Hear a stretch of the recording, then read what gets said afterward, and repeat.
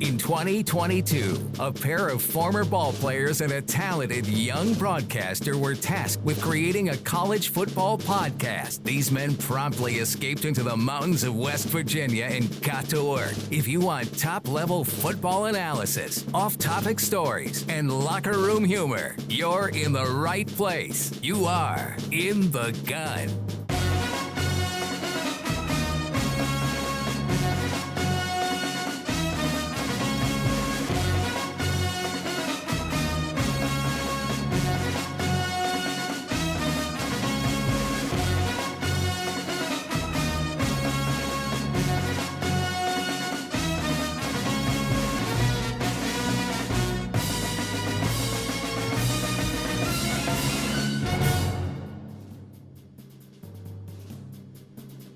In the Gun, Episode 8, your new favorite WVU football podcast. Wes Uhler with the best teammates in the business, the runaway beer truck, Owen Schmitt, and the signal caller, Jed Drenning. We're going to have a full Towson episode for you today, a Towson preview episode, I should say, today. We'll do some predictions, some projections. We'll catch up with our WVU video insider, Sean Mariner, here in a few minutes as well, too. Gentlemen, how we doing? Are we over the Kansas depression? Are we still in a hangover? Where are you at, Big O?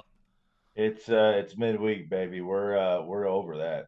We're over that, and we're on to the next. We need to win this week. We need to focus up, eliminate the mistakes, and we got to go get her. Jed, what's the vibe? You know, there's a taste in your mouth. You're going to have it until you put something else in your mouth, you know, and let's hope that's something damn juicy this Saturday. You know, we gotta overcome this. You know, this is lingering. Yeah, I agree with Owen. You got to forge ahead. You got to move on, but you're still going to have a bad taste in your mouth until you get a chance to get a W. And I don't care who you're going against. There's an opportunity as a football team to get better. There's things we've worked on in practice all weeks, and there's things we'll continue to work on in the game on Saturday.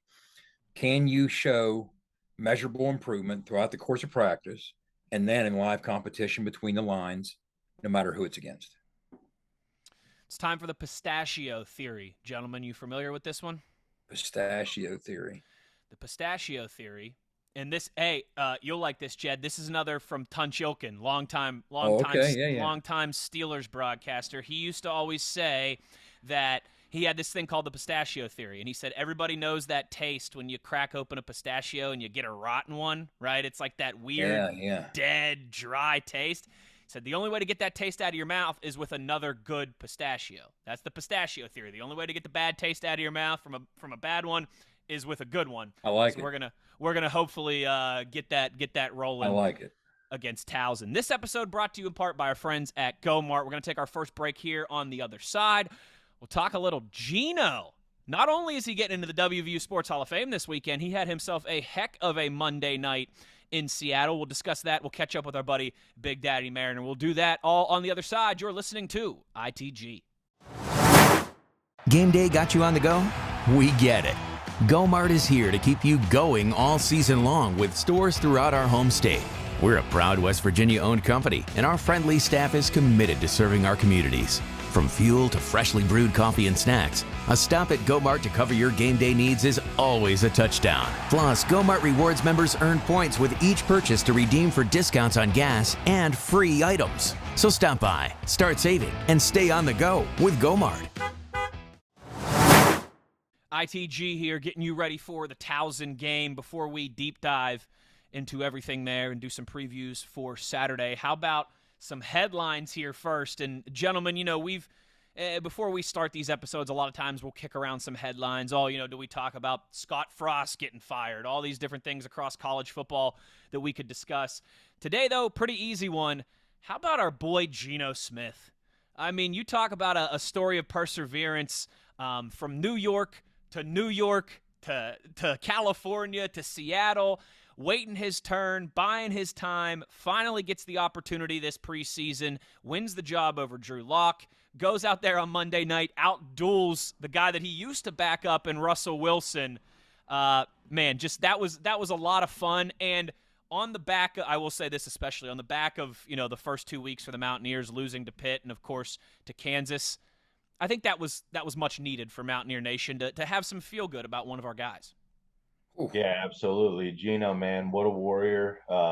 It is tough to battle in the NFL, and for him to be able to overcome. I saw some Twitter stuff this preseason of him working out hard, getting after it.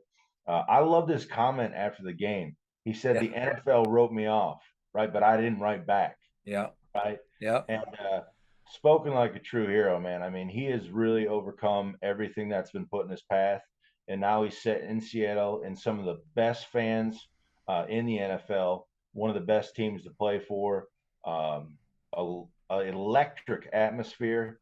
He's going to have a lot of fun up there, and I expect a lot of good things from him. He's fired up and he is ready to go. I mean, when's the last time we saw a situation? It's not often it's happened that you have 8 years separating It's crazy. legitimate opening day starters. All right. This isn't a paper lion. It's not like he's looking over his other shoulder for something else to play out with Drew Lock, right? He won this job securely, won this job. And the opportunity that presented itself on day one, or in this case, night one, as you touched on, was against the guy that used to have that job. And he, quite frankly, he outplayed, as you touched on, Russell Wilson. I mean, this was the old Geno. This was vintage Geno. This was 2012 against Baylor Geno. All right. I mean, now I have two stat lines that will forever stick with me. Geno's first half stat line against Baylor 2012, 26 of 28, 310 yards, 4 touchdowns. Geno's first half stat line against Denver the other night, 17 of 18, Whew. 164 yards, 2 scores. He was playing lights out. They brought things back a little bit in the second half just because of the way the game was unfolding. But credit to him. Couldn't be happier for that kid. He's battled through a lot. The skill set has always been there. I mean, that's never been in question. I remember being at his pro day and interviewing Mike Mayock and Ron Jaworski and how they were all just raving about not just Geno, but Stedman and Tavon and the talent that they were watching at that pro day. Geno can sling it. He's always had the physical skill set, but he's also had more than that. And the fact that this has fallen in place for him the way it does because of his own making, he's earned this, and I couldn't be happier for him. It's well said. And I tell you what, pretty cool that it happens, the week before he'll go into the WVU Sports Hall of Fame this Saturday alongside his teammates Stedman Bailey, Tavon Austin. Now, Geno and Tavon won't be there because they're still in the NFL. Stedman will be there. I tell you what, though, when Geno gets introduced, whoever he's got, if he's got some family, I don't know who's going to represent him there at that induction, but that should get that would have always gotten a loud crowd pop, but especially after what happened on Monday night, I'm excited Saturday to see the crowd reaction when all three of those guys get their names mentioned. But Geno on the back of that, that should be a lot of fun. And without a doubt, Jed, I don't want to throw dirt on these guys because they're legends of the profession for a reason, but there's always a lot of big what ifs in sports, and a big one for me is Tavon Austin, Geno Smith, instead of being drafted by Jeff Fisher and Rex Ryan, two defensive guys, what if they were drafted by Andy Reid and Kyle Shanahan? Yep. How different could their careers look? And obviously that's a whole digression. That's a whole what if. But you're right. Very rarely in any sport, but particularly in football with a short shelf life. I mean, right? Average career in the NFL is 3 years, maybe not even quite, two and a half seasons. For him to have 8 years between starts there. Yeah, it's remarkable. And we had a photo shoot. Of course, this thing's become iconic too. It was supposed to be photo shoot. It was supposed to be the cover of my magazine in 2012. Okay, our first year in the Big 12. I thought, how perfect. We're going to take the air raid into the Big 12. I'm going to flash it up. So we went to Elusive Skull in Fairmont, me and my magazine partner, Will Gregory.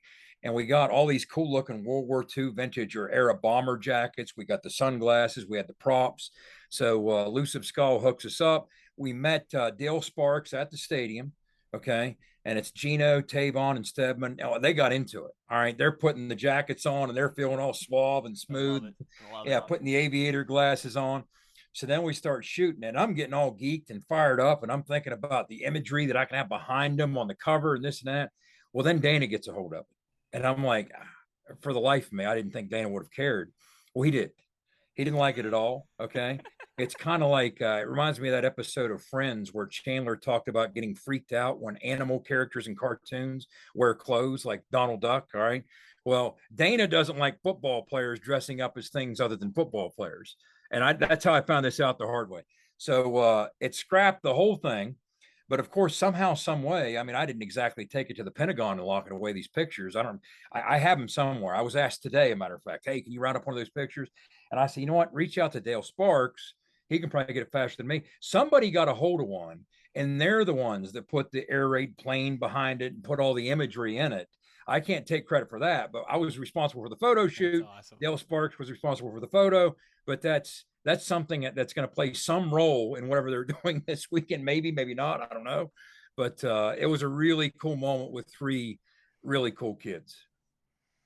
When I get this basement remodeled behind me here and turn it into a man cave one day, I'm going to have Owen, Pat, and Steve on the cover of Sports Illustrated blown up, and I'm going to have that air raid picture blown up. And me and my kids will go to mass. So we'll go every Sunday and Saturday and get ready.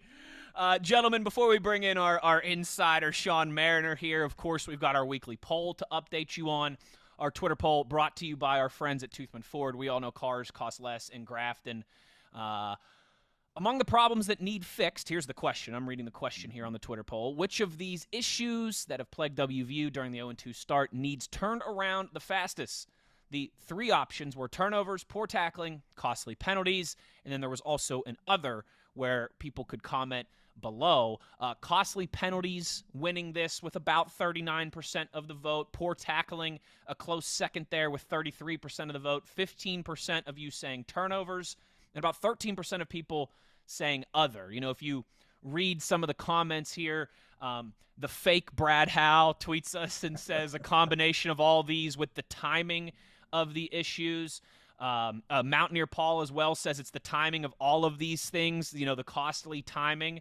And AJ tweets us and says as well too, you know, I feel like it's kind of an umbrella of issues with all of these, but lack of focus and some mental mistakes. I'm not surprised by that because, you know, I think, guys, if we could just say, oh, it's one thing, sometimes that's easier. That's more comforting. Oh, well, you just got to fix this and you'll be all right. And I think maybe at times last year we were guilty of doing that. Oh, well, we just got to get a better quarterback and we'll be all right, right? And you could ignore some of the other stuff. It is, you know, it's been a plethora of you know, concerns that have led to the 0-2 start. 2 things strike me about that poll. First, and this isn't lip service, this is Mountaineer Nation. Almost 1,000 people took part in that poll. Yeah, our largest response, big time. Yes, our largest response to a poll yet. Look, we understand everybody's upset, everybody's ticked, and you know what? A lot of fan bases would recoil, go into a corner, ignore everything, not even pay attention, not consume podcasts, not, you know, have the appetite for more information. Not Mountaineer fans. So almost 1,000 of you took place in this poll. That's awesome. That's the first thing that strikes me. The second thing that strikes me is the fact that we have 4 turnovers in 2 games that have directly led to 4 touchdowns in 2 games for the opposition. Okay, you could argue that's, you know, in large measure what flipped the outcome. And the other things are so bothersome, as they should be, the penalties and the tackling, that they ranked ahead in the poll. So that's not a one-off. That's a significant number of people saying, no, these penalties were so bad, this tackling was so bad that it was worse even than 4 turnovers leading to 4 touchdowns. And again, there's a very compelling case to be made for any of the 3 things on that list and a lot of the things that weren't on the list that were mentioned in the comments. So those are the 2 things that jump out to me. Yeah. Yeah. I mean, like what was that? The fake Brad Howe says the umbrella. I mean, really, it's a combination. Everybody, it's nice to see that Mountaineer fans are engaged, right? They're engaged in the game. They want to win the game. So obviously, you know, it could have been any one of these 3. In my opinion, I did vote. I did say turnovers. So that was my vote. I did too. Yeah. So unfortunately, I was only 15%.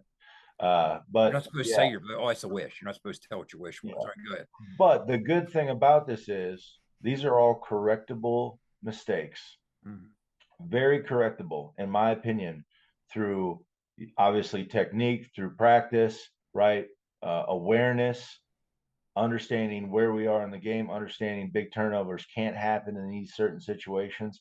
That is part of the game. Hopefully, we got our, turnoveritis out in the front end of the season, right? And we can come over that and we can get over that and just go out and play. I mean, that's what we need to do. These things I want to see for Towson, and I'm getting a little ahead of ourselves here on the poll, but these are some correctable things we can see this next game. I know it's a tune-up game, whatever, but these are things we can see throughout the game that we did go out this week and we did make the corrections.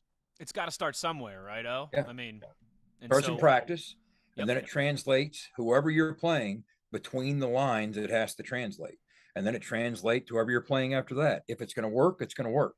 It's going to work in practice in live reps. It's going to work on Saturday against Towson in live reps. It's going to work next Thursday night in live reps. So yeah, progress is progress, irrespective of who it's against. Got to start somewhere. Mm-hmm.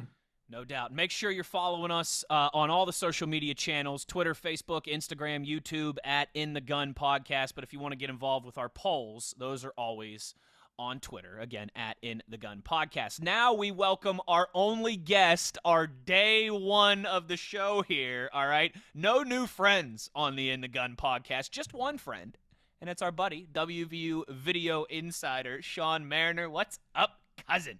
I love coming on in the middle of a Wes promo speech. Like, that's just, it sets the tone early. I love it. How are you guys? Big Daddy, I did a video hit before we came on to film tonight for the Neil Brown show. Yeah. And the first thing the production crew for the Neil Brown show said, "Hey, we've been watching the podcast. We love it. Please keep Fatty on there. He's so awesome. Please keep Fatty on there." I know that. Gotta keep bringing Fatty back. Sam, Ryan, Jelly. You planted it. See, you planted it. Yeah. None of them said it. But I said, hey, especially this week, he, his wide smile and vociferous self is just the tonic Mountaineer Nation needs under the circumstances. I don't know that I want to be on here anymore if Owen doesn't have the couch. I'm a little upset about it. Like, I love the sign. I'm glad that Denver loves Owen, but no couch, no Fatty. I think we're gonna have to start that. I can bring the couch back, but the sign will have to stay. It is my grandmother's sign from the Sugar Bowl, so it's got to be here. It's got too much history. Jack Dawson appeared after the episode last week and took it. You got old Rich Rod's signature right there. Oh. So there is a little, controversy there, if you want to call it. No, I'd say priceless is what that's. Priceless. That's exactly what you're going for. Sean, we are happy to have you here today. If we would have talked with you on our Kansas recap episode, I mean, the three of us, it was like we had just left a funeral. It was like somebody had kicked our dog and pissed in our Cheerios. So yeah, a little more chipper here today. Before we get into some specifics, we started this episode talking about just how cool Monday night was to see Geno Smith, his journey. A decade into his career now, 8 years in between, opportunities to be the guy, not just filling in as a starter because of an injury, to earn that role, and not only to do all that, but to go out on Monday night against the quarterback who he used to back up and to be able to put in that performance and that, get a win there. And Owen, laughing about the quote at the end, they wrote me off, but I didn't write back. That I know that. Is there a better quote all year? Is there going to be a better quote all year? I already bought a T-shirt from a company. There's a company in Seattle that was selling them. I already ordered one, so I'll wear it on the podcast at some point next week. So actually yesterday when I was over there for all the press conference stuff with football, Coach Brown was talking to Tony about Geno's post-game speech, not the one on the field, but him in the suit at the podium. Yeah. That was just, asking about hardships in the NFL and him just immediately saying, listen, I've been in the NFL 10 years.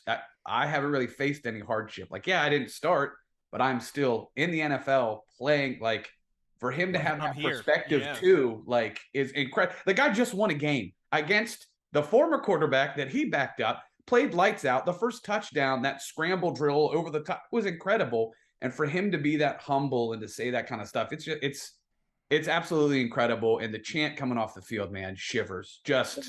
What was your first year on the sidelines, Big Daddy? 2010. So Okay, the so you Marshall missed- comeback was my first road game You ever. missed Auburn by a year. At Yes. Jordan Hare, it was Gino's first appearance. Okay. Mhm. And I'll never forget when Jarrett got hurt. I was standing next to Gino as he got the call. The orphan Annie eyes came right away, Owen. Yep. I mean, it was like this. And you know what? It didn't last long. That dude, No. cool as a cucumber. He got that out of his system, but I didn't know if you were there for that. I couldn't remember. I remember I covered the Florida State bowl game in the Gator Bowl. Yes. And when Jarrett got Yes. hurt in that, At it was halftime. like just Yep. he came right in and nobody Yeah. was just like, yep, here we go. Yep. We've seen this guy before. Yeah. The Bobby Bowden act of God game. Yep. Yeah. 100%. That's the only way we lost that game, because it was an act of God to give Bobby Bowden a win in his last game. That's the only way. It's hard for me to get mad at that too. Like the game happened, but then post game, I'm in there. I was working with Jeff Coyle. Like it's how Gold Blue Nation and all that started. I was one of the original. I was writing. We're in the press conference, and there's hundreds of people in there for Bobby Bowden's last press conference, and he came by and shook everybody's hand on his way out. And my dad was a big Bobby Bowden fan. He wasn't one of the ones that ran him off when he was here. So like I got to shake Bobby Bowden's hand, and I was just like, obviously sad that we lost, but like Pretty cool. The circle of life. Cool. 100%. Pretty cool. So you're the only person that can answer this question without boring everybody's pants off. Yeah, okay, we'll see. Let's get technical. And how did you handle the rain with your gear on Saturday? Because it So, got nasty. Yeah. Home games, we are very, very lucky. So I'm up in the booth, obviously running the video board show and everything. But our camera folks that both run the TV truck, Yes. and Clay Ballinger and all of his team, we knew it was going to rain. Everybody knew third quarter, it's going to start piss and rain. And so it let's did. get ready. So TV truck had full rain gear out, ready, covered. And I know the digital guys down on the field had the same thing. They were in at halftime too, shaking everything off and making sure their batteries worked and all that. I was Dude, wrong. You did that bull stuff is I'm sorry. miserable. You remember Maryland, Jed, 37-0 Maryland. Oh yeah. Yeah. Oh yeah.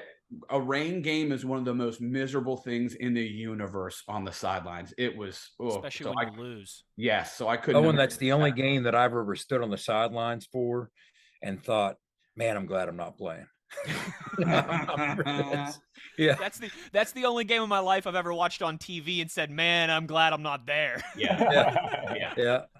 Yeah. That would have been the first game, pit game we played at Mountaineer Field. It was like negative 15 -05. degrees. Yeah. Oh my Yeah. gosh, Yeah. dude. That was brutal. That's still the coldest I've ever been. It was freezing. Oh, and with Coldest- San, I I wish I think the wasn't coldest- playing, and he was playing. I think the white out, the Pat White out, might have been colder than that pit game, but those two were brutal. Sean, buddy, last one I've got for you. I don't know if these guys want to get some more in there, but I was joking with Owen, but kind of being serious as well too. Like one day I'm gonna get this basement remodeled behind me and not have this weird paneling hanging out on the wall and everything, and I'm gonna have two images blown up.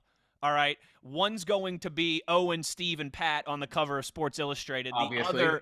The other's going to be the famous air raid picture, with Gino, Tavon, and Stedman, the holy trios of Mountaineer football, if you will. Historical. Just talk about how excited you are, how cool it should be this weekend for those three, Gino, Stead, Tavon, to all go into the WVU Sports Hall of Fame together. Right before I came on this, WVU Football just posted the tribute video to the three of them. What? With Facebook, Twitter, Instagram plug. So I obviously reposted all those and I was watching it. I'm not sure who cut it, if it was Chris O that did it or if it was Clay and Jeff and Carson over with our football guys. But my God, not only does it start with me, 26-year-old me going like, are we rolling? Sweet. Like just a complete idiot, like trying to be cool in front of Gino, you know what I mean? Because I don't nothing.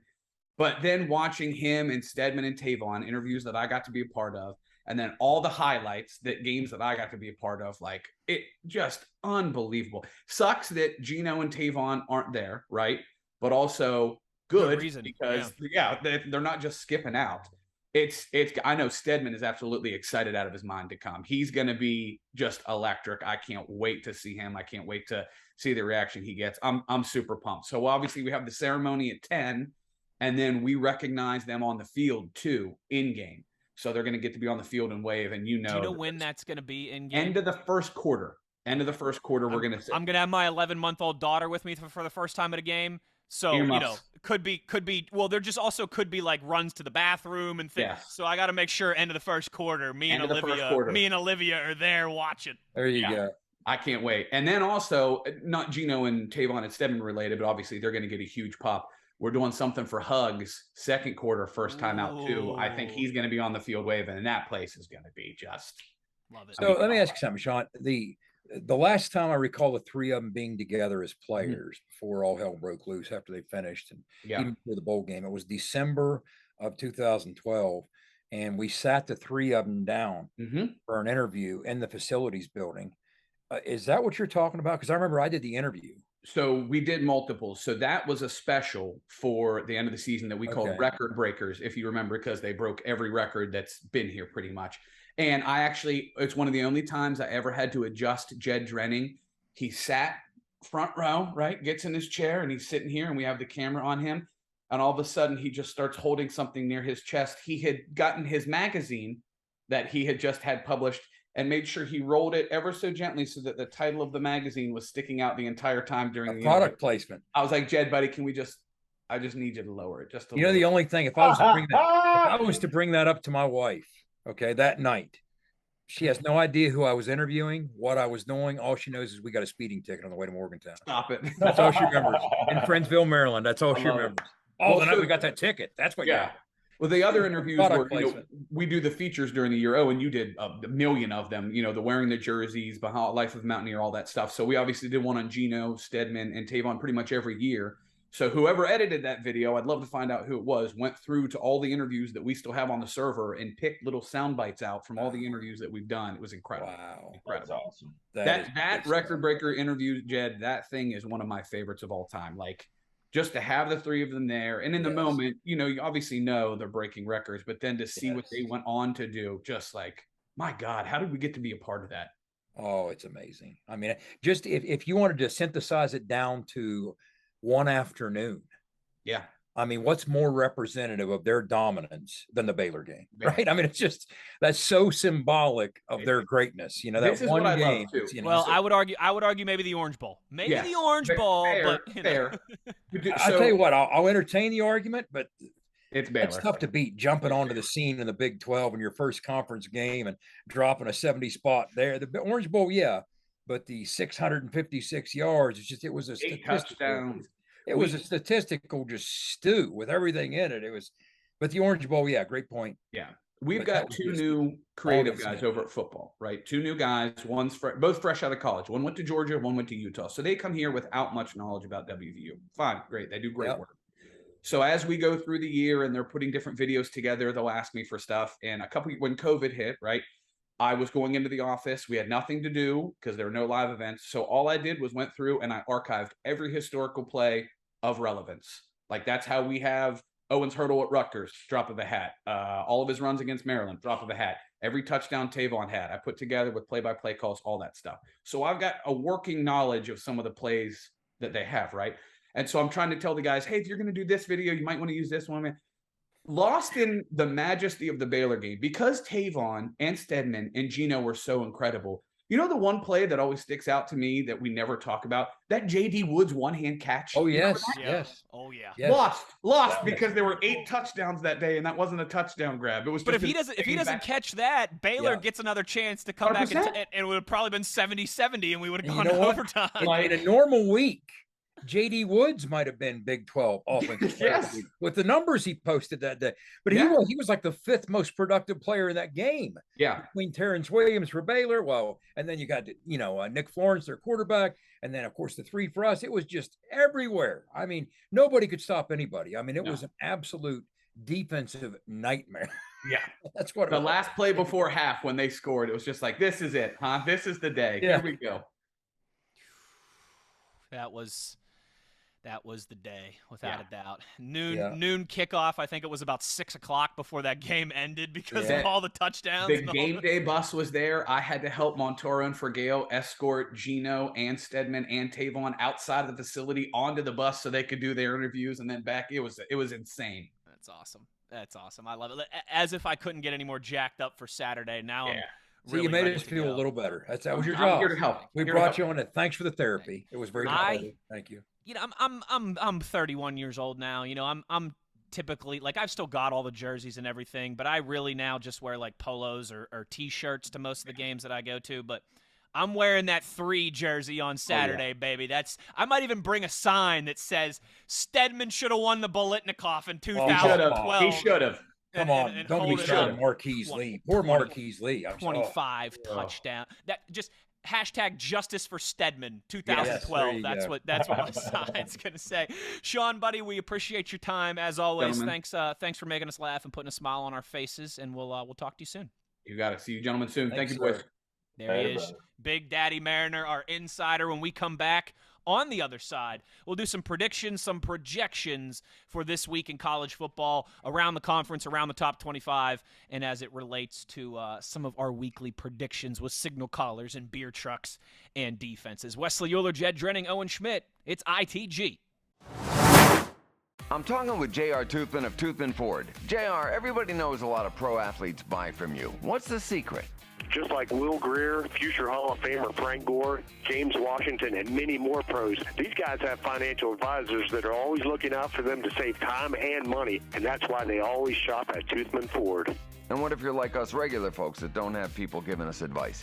You don't need a financial advisor. Toothman Ford will save you time and money no matter who you are. Plus, we'll buy your car even if you don't buy from us. Visit toothmanford.com and get a quick, instant cash offer. That sounds like a score to me. That's right, and as always, we'll take anything in trade from chicken wings to Super Bowl rings. Toothman Ford's got a lot of fans. Here's another one, Dallas Cowboys QB Will Greer. This is Will Greer, former West Virginia and current NFL quarterback. And cars really do cost less in Grafton at Toothman Ford. That's a fact, Will. Thanks. You can shop online anytime at toothmanford.com. Back in the gun here, Wesley Uhler, Owen Schmitt, Jed Drenning. It's episode 8, the Towson preview. Before we deep dive into some X's and O's and the Mountaineers against Towson, it's time for our weekly What Vegas Thinks We Think We Think.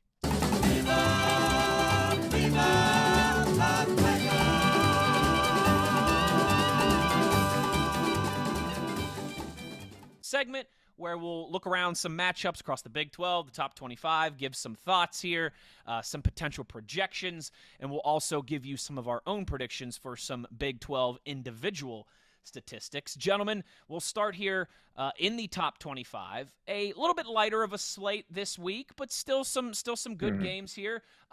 Another tough test, out of conference test. Well, I guess BYU's an independent, so every game for them is out of conference right now, at least for one more year, right? But another tough test for BYU after hosting Baylor last week. They go on the road to Oregon.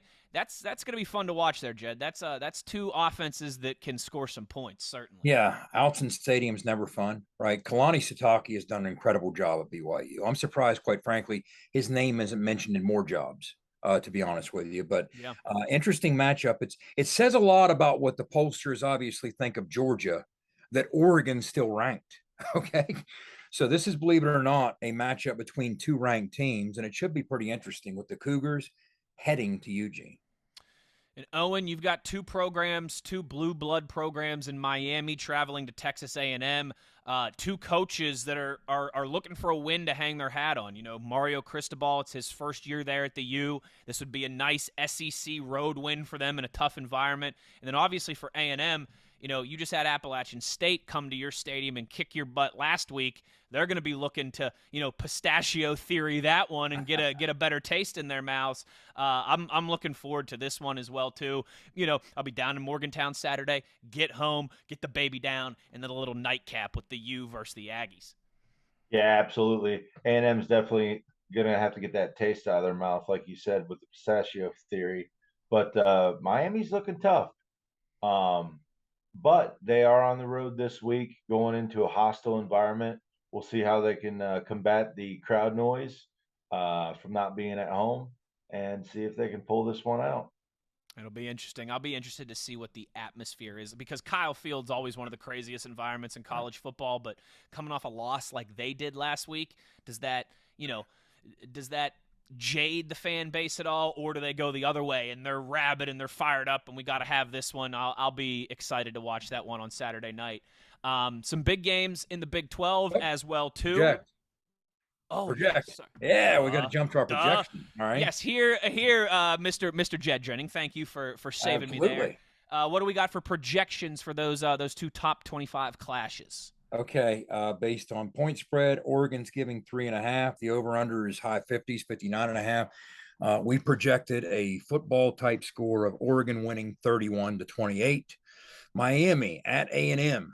A&M favored by 4.5, depending on where you look. Over/under pretty low, 48.5 ish. So we're looking at a A&M victory. Our projection, not our prediction. Our projection, A&M 27-21. Somewhere in that ballpark over the Canes. Proceed. Now to the Big 12 we go. And a traditional rivalry game here, an old Big 8 game, right? Oklahoma at Nebraska, high noon. Is a new interim coach and some shakeup there. Is that enough to help the Cornhuskers maybe ride some momentum and hang around with the Sooners? It almost reminds me of Tony Gibson's first assignment when he became the defensive coordinator here at West Virginia was to play Alabama in Atlanta. All right. That's kind of what this feels like for an interim coach in your first assignment facing the Oklahoma Sooners. So, who knows? Maybe they rally, circle the wagons, play better football than what we're expecting. They have to be better than what they've looked for the better part of the last 3 weeks, right? So, but I think that Oklahoma has too many guns. They're going to have their hands full against the Sooners. I think Oklahoma is going to be in decent shape on the road in Lincoln. Next, or the only other, I should say, Big 12 noon kickoff, Texas State at Baylor.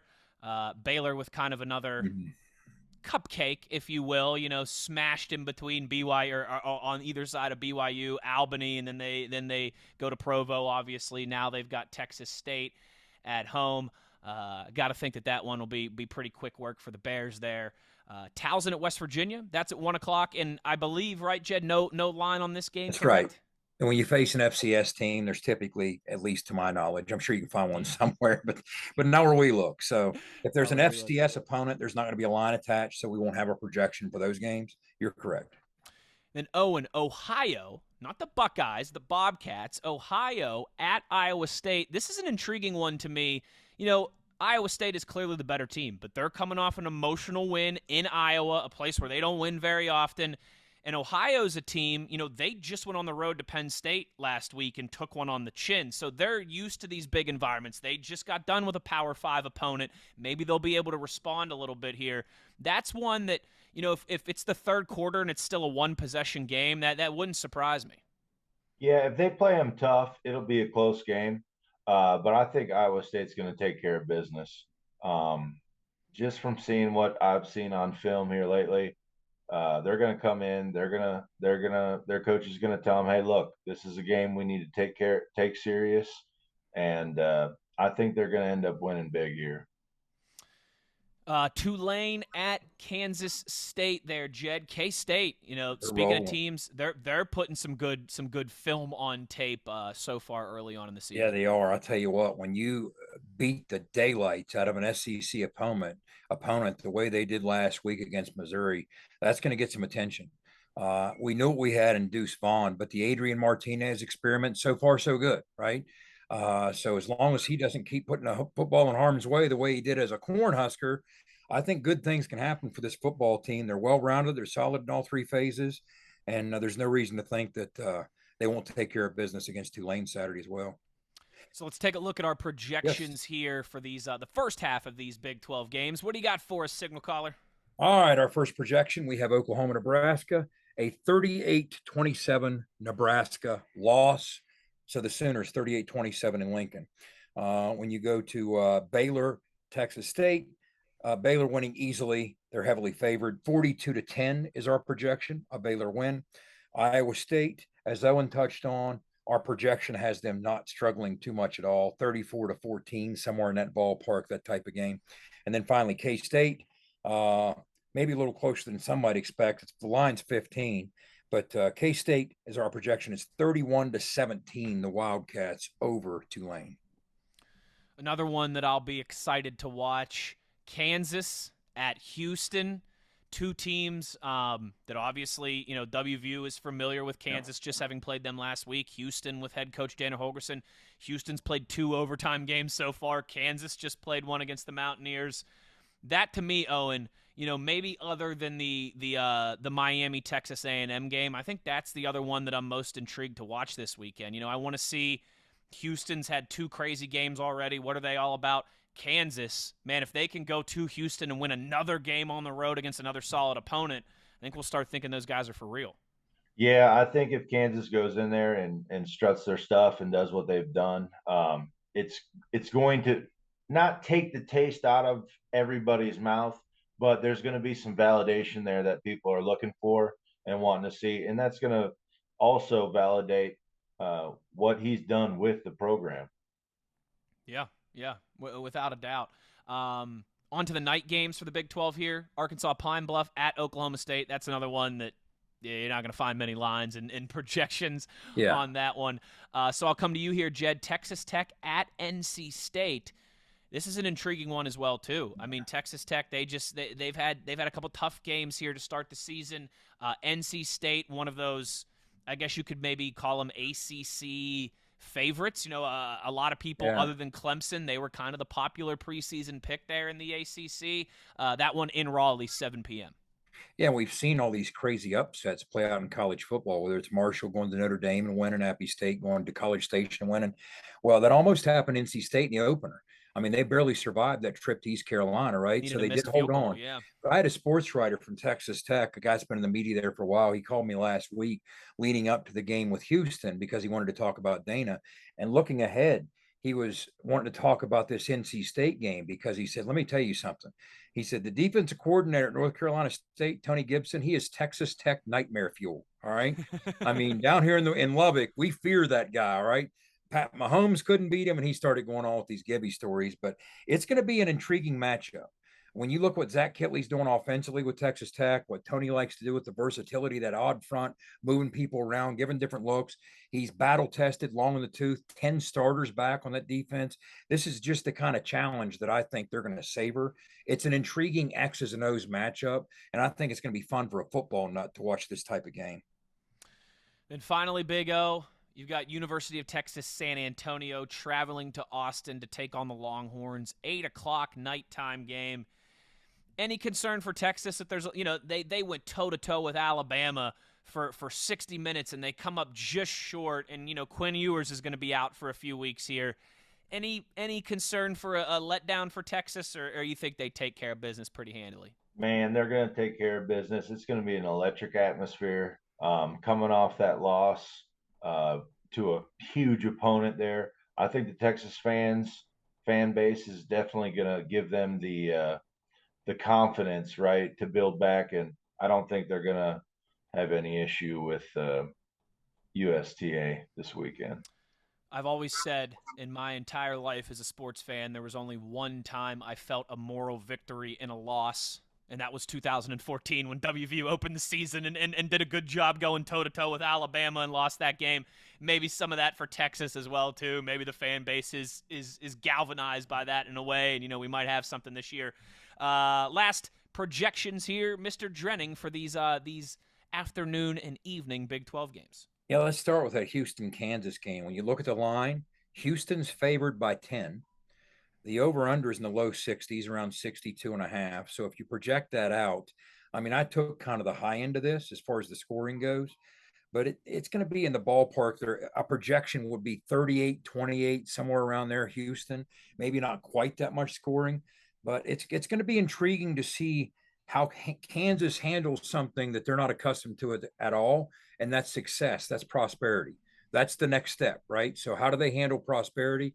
Can they come back after an emotionally charged win on the road, take another long road trip and play well? Or did that take too much out of them? And you got a Houston team that's sore after an overtime loss at Texas Tech, and they come home and they're just hell-bent for leather, and it's too much for Kansas and they overrun them. We'll see. NC State, Texas Tech, we talked about that game. What an intriguing matchup it is. Again, the Wolfpack favored by 10.5, over under mid-50s. We're projecting a 33-21 type NC State victory, somewhere in the ballpark there. Texas, UTSA, speaking of Houston, remember the Roadrunners had the big win over Houston in the opener. So maybe that got the Longhorns' attention a little bit as well. But we're projecting with Texas as an 11-point favorite, over under in the low 60s, a 37-24-ish Texas win. That's, again, these are projections, not predictions, just based on the point spread and the over under. And it's kind of a fun exercise to feed them in and see where this goes, and then compare them. Which we always do, of course. Yeah. So from some projections now into some predictions by us. This is your favorite part of our preview episodes, I think, everybody out there. 3 little benchmarks here that we do. The first is the Big 12 signal caller of the week, where Jed will tell us who he thinks is going to throw, which quarterback is going to throw for the most yards in the conference this week. Who you got, signal caller? Okay, well, I have the cheat sheet, so I know what all your answers are. So let me tell the listeners and viewers right away. It's going to be an exercise of which of these 3 things doesn't fit. Okay. You'll see a theme emerge with Wes and Owen. That being said, I'm going with Dylan Gabriel, the quarterback for Oklahoma. They're on the road, as we touched on, at Nebraska. The Cornhuskers with the 14th ranked overall defense in the Big Ten, 13th against the pass. I think Oklahoma has too many weapons to bear. Dylan Gabriel has been playing good football, smart football. I think he's going to have some big play opportunities against the Huskers. I go with him to produce the most passing yards among Big 12 passers on Saturday.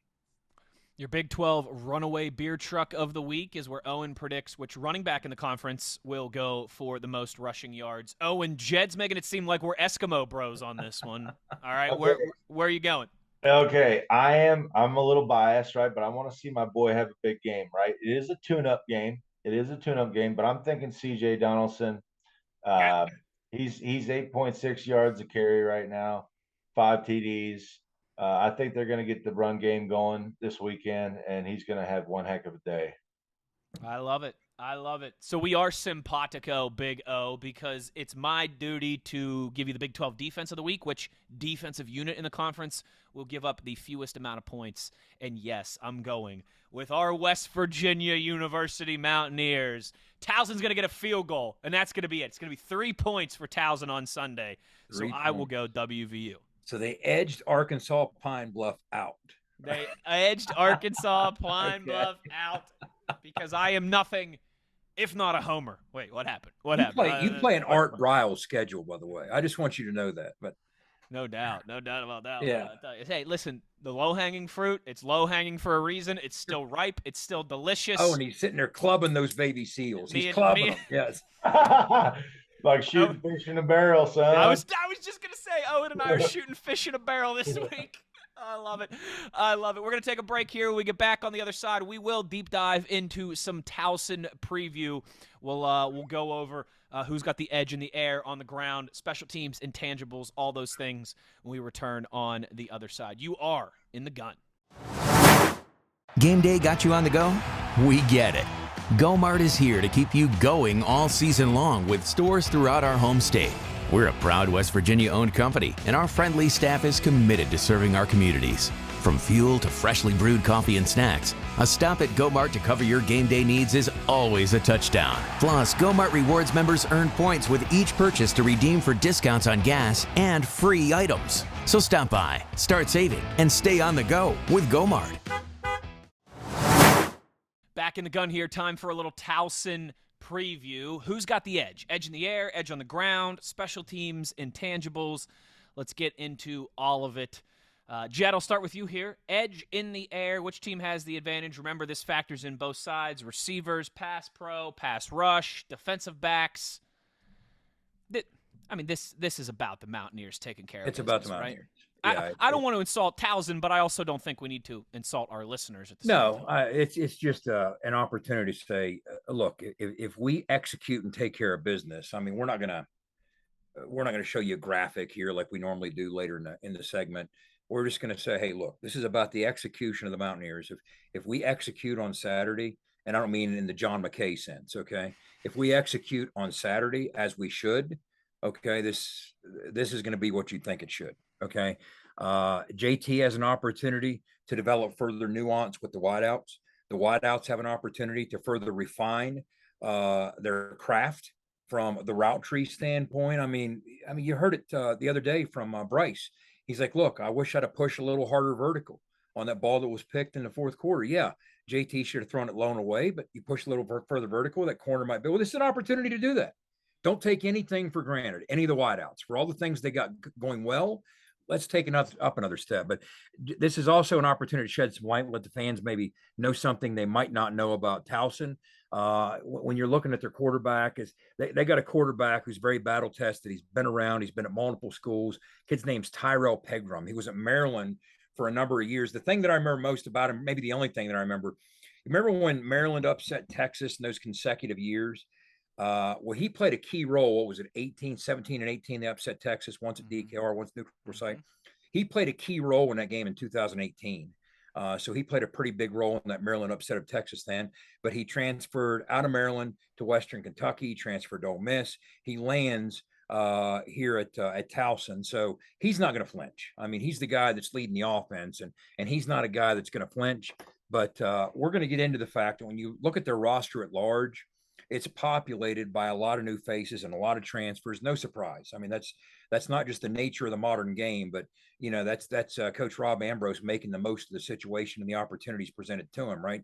So, I mean, when I look through their roster, guys, I mean, it lists the previous school, and it's just populated by Indiana University, University of Mississippi, Florida Atlantic, Kent State, South Carolina, University of Pittsburgh, going down the line. I mean, it's just transfer after transfer after transfer. This is one of them. So the guy, I can tell you this, the guy spearheading the effort and pulling the trigger for them isn't going to flinch at a big venue, the bright lights, the big stadium, the Power 5 defense. But all that being said, obviously advantage West Virginia if things go according to script, Owen. Yeah. And I'll just talk briefly. Rob Ambrose, this is 13th season, right? He's brought this team to a top FCS team. I mean, I think they got quality skill guys, right? We've seen that these guys are coming from other schools. They're going to be able to run a little bit. I know Coach Brown emphasized a little bit on their strength is probably their D line. Mm-hmm. I know they contribute about 30 plus tackles. I know their second level contributes roughly about 25, 26 tackles apiece with Kearney and Woods there. They both have double-digit tackles. But like we said, this is about WVU. We got to improve on the details, right? The alignments, the fits, and eliminate the outsized noise. We just got to take care of business this week. I'm with you guys. I like Pig Rome. I do. I think there's some Jalen Daniels-esque traits there that you just saw last week. Maybe, not quite to that level, obviously, but some similarities there. Hopefully you can transition what you saw and what you struggled with against Jalen Daniels in Kansas and start to get that right against a talented guy in Pig Rome. But I'm with you guys. Edge in the air to the Mountaineers. And I think we all expect to see that shine through over the course of 60 minutes. Same thing on the ground, gentlemen. How are we feeling there? Oh, and I'd say so. I mean, yeah, their strength's going to be their defensive line, but I view that as a challenge or an opportunity to get better. Again, if we play the way we should play, assignment sound football, mistake-free football, eliminate the penalties, then we should have some opportunities to pave the way for some big plays for those guys toting the mail for us. And again, more transfer. He's a fringe NFL guy. I mean, some of these guys just happen to play at a position at a Power 5 school that has a lot of depth. They transfer for more opportunity somewhere else, and they fit very well. He's one of those types of kids. Yeah, running the football, they got a feature back in Devin Matthews that he's their go-to guy. It's not by committee. And he has some twitch to him. There's some physicality to him as well. But, we got to get him bottled up. But you touched on it, Wes. It's when you look at Pegram, there's some possibilities in the run game there that need addressed. He's not big. He's 5'10", 200. But even at 2 bills, he's kind of thick. So he's a strong kid. And you've seen him make some plays against elite competition with his legs. So that threat is there. So I would say the combination of Matthews and Pegram in the run game is something that we have to be conscious of. And we're going to be shuffling personnel around. I mean, that's something that we probably should have mentioned in the pass game sequence, but you're going to see some fresh young faces on the back end in the secondary. We're talking about juxtaposing some of the linebackers, depending on who might play where, repping some different people and getting different looks. So we're going to have to make sure that we're sound.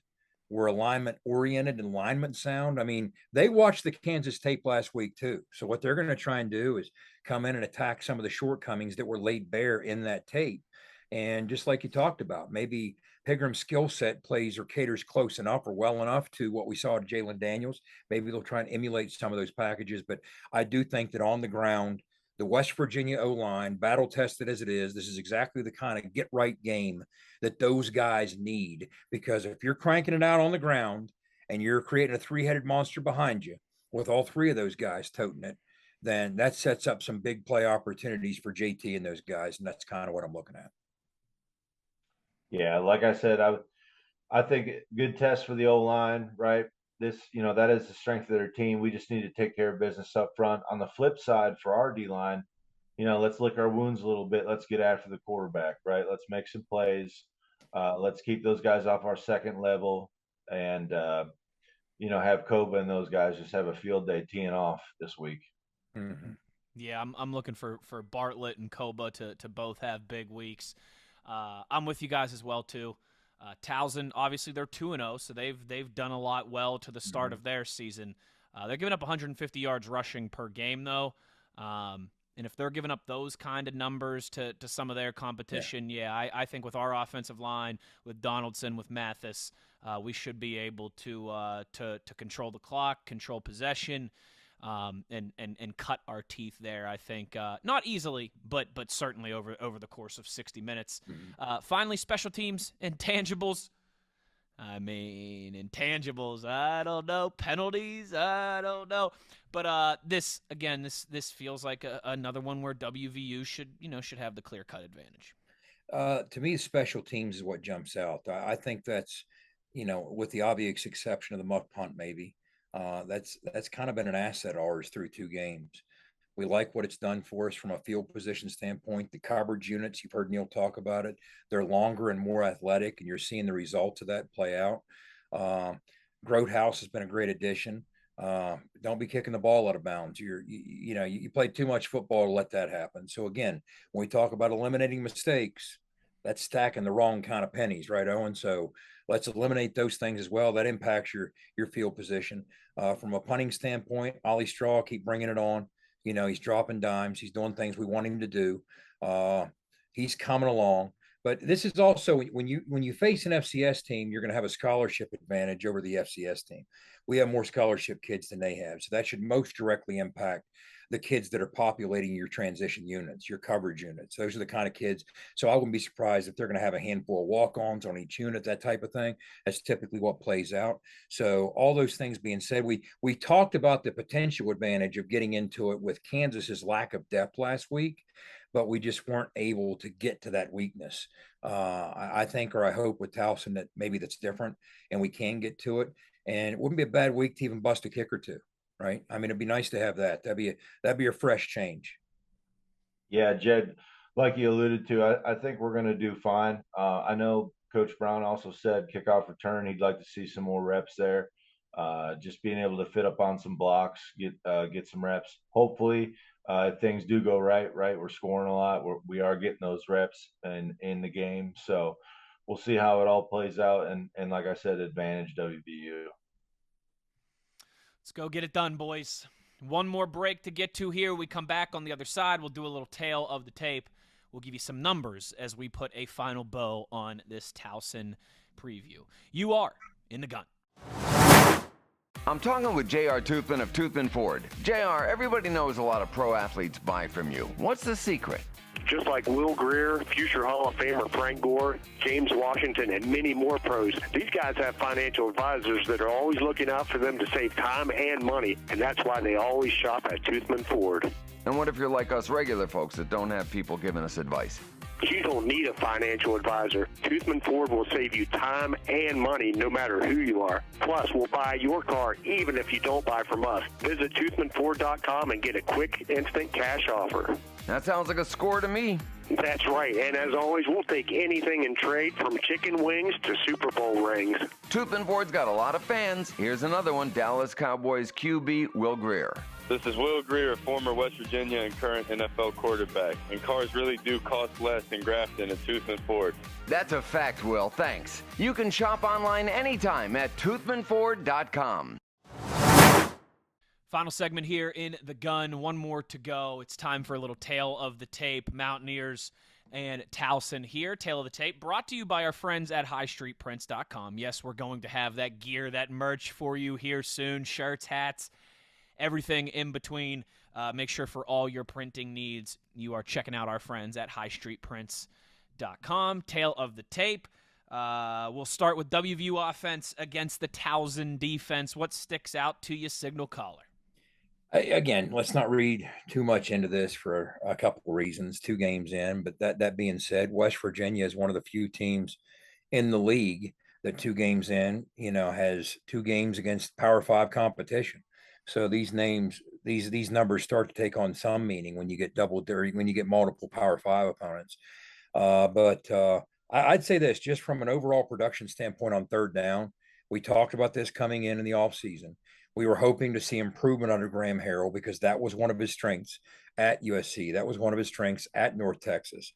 Well, we're 51.6%. We talked a week ago how impressed we were that against that nasty Pitt defense, we were 50%. Well, we managed to nudge that up a little bit. So, again, if you can hover around that 50%, mark for the better part of the season and move the sticks with that kind of frequency, that's going to help put you in position to win a lot of football games. And we just have to hope that continues. And the other thing I'll say is this, after struggling to kind of shore up some leaks and shore up some holes against the Pitt defense, again, talented as they might be, we allowed 3 sacks and TFLs. We only got knocked backwards once against Kansas. We had the 1 TFL, didn't surrender a sack. So, part of that is the production up front, the communication up front. Part of it's the running backs, part of it's the tight end room, and part of it's JT putting us in the right situation. So all that kind of came together. So for all the things that clicked offensively, and there were a lot of them that clicked offensively against Kansas, we obviously have to fix the penalties. That's not something that's listed here, but that's something that needs addressed. But those are some of the strengths that I was looking at coming, out of week 2. Jed, the defense. Now, what, like we've talked about all show, obviously we just got to take care of business. We got to play sound football, eliminate penalties. It is hard to kind of look at these numbers here and find any correlation of really what's going on here. But besides the numbers, right, just eliminate the stupid penalties, right? Tackle, play sound football, bring your A game, and take care of business. Yeah, clean game, take care of business. That's all that needs to be done. But as far as that's basically all that can really be said about this. I mean, Jed, you're absolutely a mathematician at all these stats and figures, so we're dialed in there. But as far as the offense goes, things that I'll allude to, not too much here. Jed kind of filled me in a little bit about last year, what we were rushing the ball. We were about 123 yards. Dead last in the Big 12. Dead last in the Big 12. This year, that's significantly up from last year, 168 yards on the ground. Hopefully those big boys up front don't have issues with Towson, and CJ and Mathis can just have a field day. That's obviously going to open up the pass game. I expect that number with what we're at right now, 285. I'm expecting a 350-yard game out of JT and the boys. That's my honest opinion. I think that's what we need to get back to. I think that's what we need to compete in the Big 12. But currently we're sitting at 35th with 285 yards, and then just football stuff, right? Ball security. Looking the ball into the catch, right? And then those guys up front keeping JT safe, right? Keep him safe in the pocket, nestle him up, keep that blanket around him, and get out of this game with a W, and hopefully no injuries. Let me add amend one thing. I hope it's the kind of game that we get 350 through the air, but we don't get it from JT, we get it from the room. Yeah, absolutely. You know what I mean? Absolutely. Yeah. Absolutely. Yeah. Completely agree. Yeah. And that's part of, you mentioned the I'm injuries. hoping. Owen, it's going to be a quick turnaround. I mean, you play Saturday and then Wednesday you're traveling to Blacksburg. Yeah. So let's get this one done and dusted quickly. Get some younger guys in there to get some reps and keep everybody healthy and get out of this one with a clean performance. Jed, anything from the WVU defensive side that stands out to you as we start to wrap this thing up? Well, I can tell you is none of these numbers or figures are going to sit well with Jordan Leslie and Shadon Brown. I mean, I promise you they're beside themselves. This isn't the standard that they've established at West Virginia. Nothing about it is. And what doesn't show up here is the tackling issue or the tackling issues, whether it's pursuit angles, whether it's technique. So those things are they're working furiously to address, and only downstream of those types of things will these numbers improve.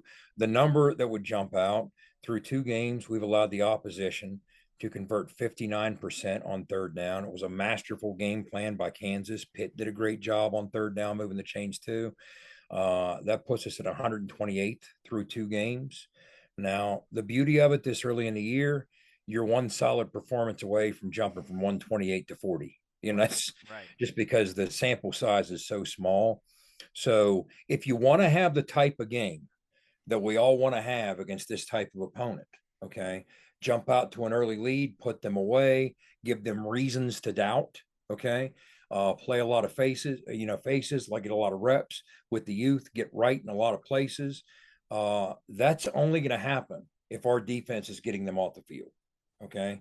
So it's going to be imperative that we win on third down. The more they win on third down, the more this drags out. If you can scoot them off the field on third down, okay, and if we can have one of these, 1 for 12 performances, that sets the tone and sets the stage for everything else to follow in terms of us getting more possessions, us getting more opportunities. And that's only going to happen if you do something we certainly didn't do against Kansas, and that's win on early downs. Put these guys behind the sticks. You might even end up scoring on defense if you do that, because you're going to force them into some tough decisions. But if we win on third down, then we are following a script to get to the type of game we want. If you want to look at one stat and just track it throughout the course of the game, that might be the one to track, because the more success Towson has on third down, the more success or the more trouble they'll be giving us at large into the second quarter, into the third quarter. If we've dispatched of them quickly, it's because we're winning on third down. Well said there. Gentlemen, good stuff as always. Award-winning, if I do say so myself. Let's go have some good pistachios this weekend and then get ready for Virginia Tech on the short week. Before we go here, as always, our mission statement on this podcast is to be an ear and tell an ear. All right, spread the good word of what we're doing here. Yes. Tell everybody about your new favorite WVU football podcast, and make sure you're rocking and rolling, following all of our social media channels: Twitter, Instagram, Facebook @InTheGun Podcast, and of course subscribing on YouTube as well too, if you want to see all of our beautiful mugs here in the video and graphic elements that we do with the show as well. Thanks to our buddy Sean Mariner for joining us as well. For Jed Drenning and Owen Schmitt, I'm Wesley Uhler. Take care, everybody. Enjoy the games this weekend, and we'll be back with a recap episode for you early next week. You've been in the gun.